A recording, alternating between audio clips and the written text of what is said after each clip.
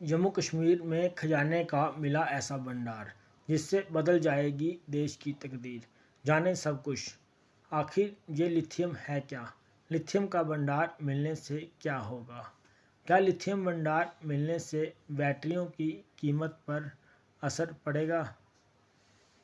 जलवायु परिवर्तन पर इसका कितना असर होगा? आइए जानते हैं। भारत के हाथ एक ऐसा खजाना लगा है जो पूरे देश की तकदीर बदलने की ताकत रखता है। ये खजाना है लिथियम। जम्मू कश्मीर में लिथियम का भंडार मिला है। इसकी क्षमता 59 लाख टन है। इसे वाइट गोल्ड भी कहा जाता है। भारत में पहली बार इतनी बड़ी मात्रा में लिथियम मिला है। विशेषज्ञों के अनुसार यह दुनिया का तीसरा सबसे बड़ा लिथियम भंडार हो सकता है। इतनी बड़ी मात्रा में लिथियम मिलने से नॉन फेरस मेटल के क्षेत्र में भारत की निर्भरता दूसरे देशों से कम होने की उम्मीद है। ऐसे में सवाल है कि आखिर इससे देश को कितना फ़ायदा मिलेगा, हमें और आपको इसका क्या लाभ मिलेगा, चीन इससे क्यों परेशान है। आइए जानते हैं।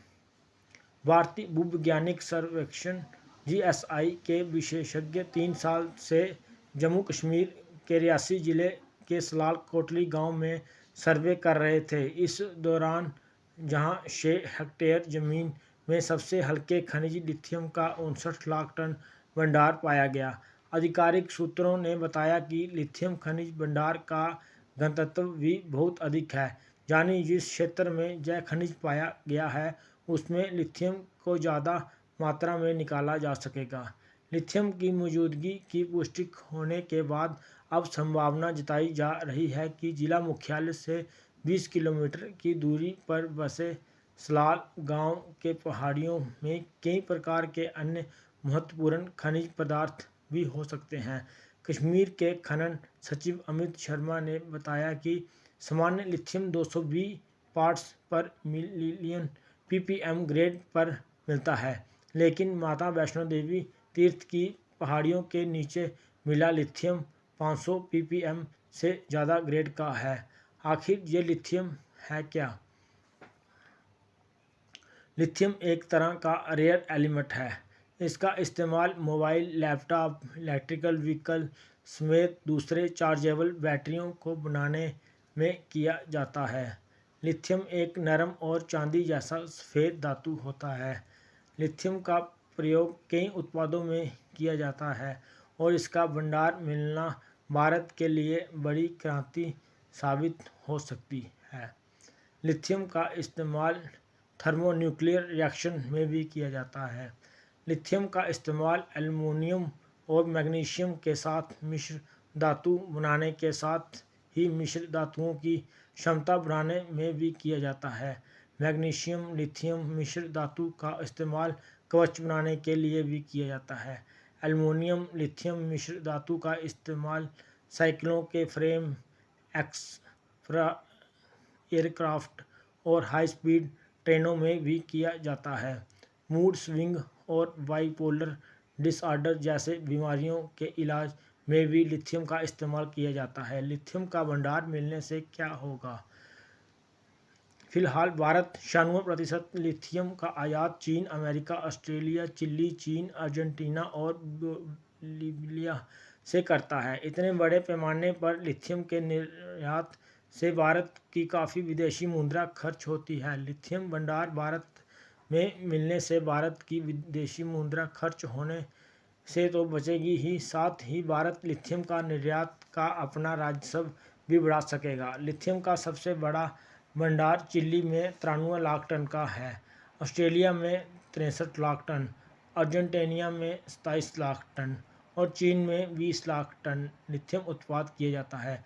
भारत चीन से सबसे ज़्यादा लिथियम आयात करता है, जो पूरे आयात का 80% है। साल 2020-21 के बीच भारत ने लिथियम आयन बैटरियों के आयात पर 8,984 करोड़ रुपए खर्च किए थे। वहीं साल 21-22 में लिथियम के आयात पर 13,838 करोड़ रुपए खर्च किए थे। मौजूदा समय में 1 टन लिथियम की कीमत करीब 57.36 लाख रुपये है। भारत में 59 लाख टन लिथियम का भंडार मिला है। ऐसे में आज के समय इसकी कीमत लगभग 3,384 अरब रुपये होगी।